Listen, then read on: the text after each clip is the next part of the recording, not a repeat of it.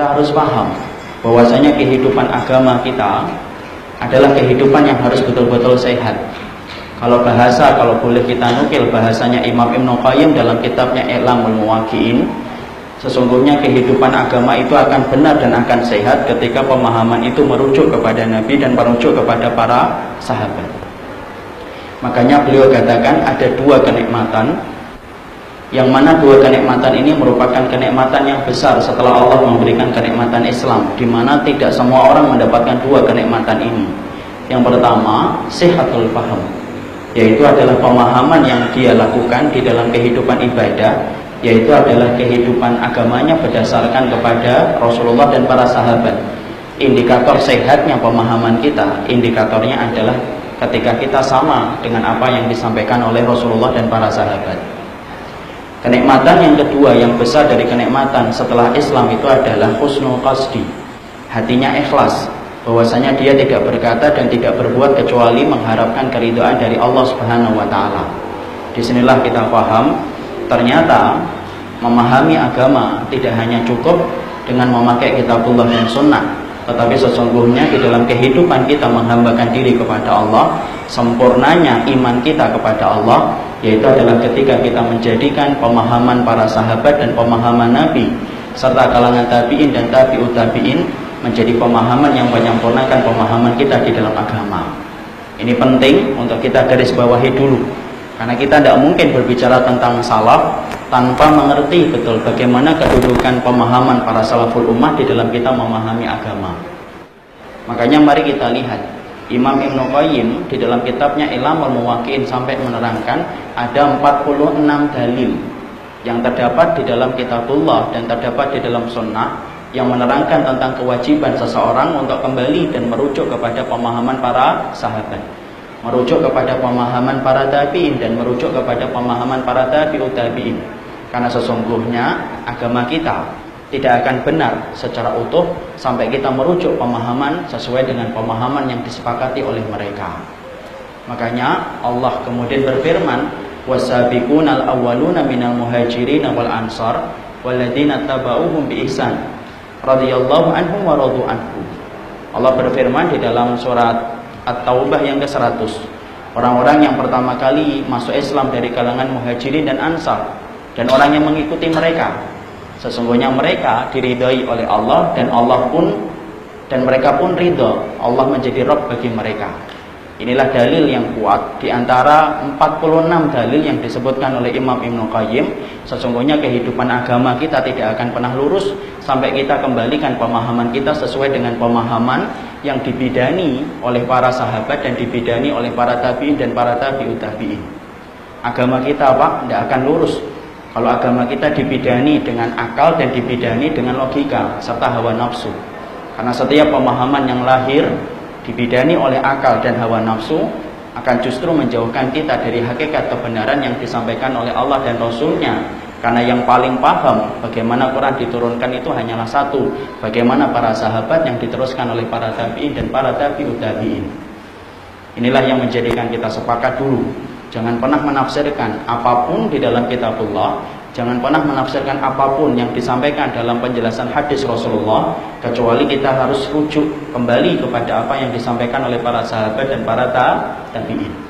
Sampai-sampai Imam Ibnu Taimiyah berkata di dalam tafsir Al-Kabir beliau, man fassara al-Qur'an bi ghairi tafsiri sahabati faqad akhta'a fi dalil wal madlul. Siapapun mereka yang menafsirkan Al-Qur'an tidak sesuai dengan apa yang ditafsirkan oleh para sahabat, faqad akhta'a, dia pasti salah mengambil dalil wal madlul, dan pasti telah salah mengambil kesimpulan dari dalil itu kalau dia tidak mengambil sebagaimana yang diambil oleh para sahabat. Kita ambilkan contoh betapa pentingnya pemahaman ini. Pemahaman dalam kehidupan agama adalah merujuk kepada para sahabat. Kalau kita perhatikan dalam kehidupan sehari-hari, ada orang yang mereka beribadah kepada Allah. Ketika mereka mengatakan bahwasanya mencapai makam tertentu menjadikan orang itu tidak lagi sholat dan ibadah. Kalau ditanya, kenapa fulan tidak lagi sholat dan tidak lagi ibadah? Mereka mengatakan karena makamnya sudah beda dengan makam orang awam. Dia sudah yakin. Kalau sudah yakin, berarti tidak lagi ibadah. Dia menyebutkan ayat, ikhwan. Jangan antum kira Orang yang mereka salah di dalam pemahaman dan keyakinan itu tidak punya dalil. Punya dalil, dia dibacakan ayat kepada kita, wa'bud rabbaka hatta ya'tiyakal yakin. Sembahlah Allah sampai datangnya keyakinan. Berarti kalau kamu sudah yakin, ya tidak perlu nyembah Allah, tidak perlu sholat, tidak perlu puasa. Kenapa? Makomnya sudah makom hakikat. Masya Allah, dalilnya benar. Tetapi apakah pemahaman itu yang benar? Salah.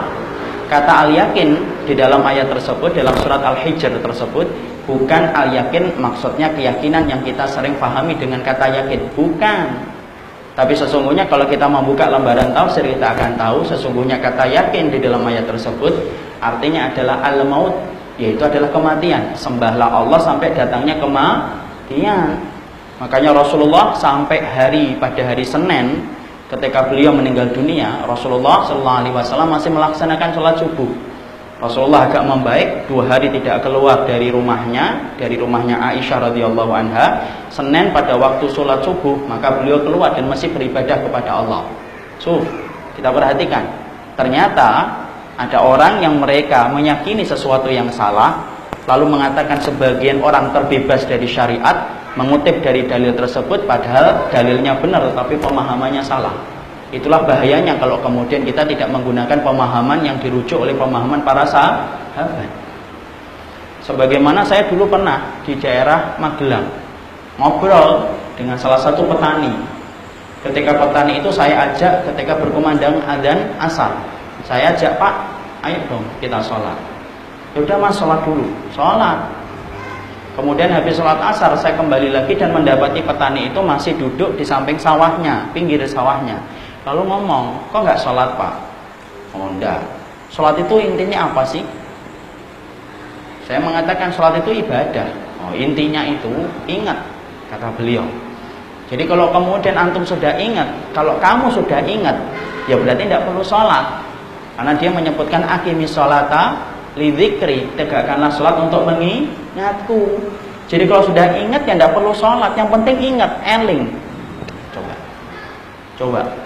Kalau kita kemudian tidak ngerti, akhirnya mantuk-mantuk saja. Lalu kemudian saya sampaikan kepada beliau, yang nggak kayak gitu Pak tafsirnya. Cuma masalahnya orang awam diomongin tafsir, tanya tafsir itu apa, ya sudah nggak nyambung. Sabar dulu, karena menghadapi orang itu kan harus sabar. Tapi itulah bahayanya kalau kemudian kita menafsirkan Al-Quran tidak merujuk kepada pemahaman para sahabat. Bahkan antum juga kan sering secara tidak sadar dulu masih memakai ayat untuk hal-hal yang antum senengi.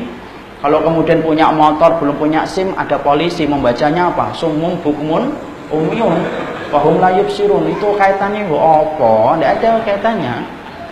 Tetapi dia mengatakan sumum supaya dia tuli, bisu, buta, tidak ngelihat. Sama itu dengan orang Jakarta. Orang Jakarta kalau ngelihat anjing, bacanya sumum bukmun umyun wahum la yubsirun. Karena apa? Supaya anjingnya tuli, anjingnya bisu, dan anjingnya buta. Masya Allah, tidak ada hubungannya. Itulah contoh-contoh konkret. Saya tidak perlu menyampaikan banyak dalil. Bahayanya kalau kita menafsirkan agama kita tidak sesuai dengan pemahaman yang disampaikan oleh para sahabat, para tabi'in dan para tabi'ut tabi'in. Yang timbul bukan kemaslahatan agama, tetapi justru yang timbul adalah banyak kemudaratan dan banyak keburukan di dalam kehidupan kita.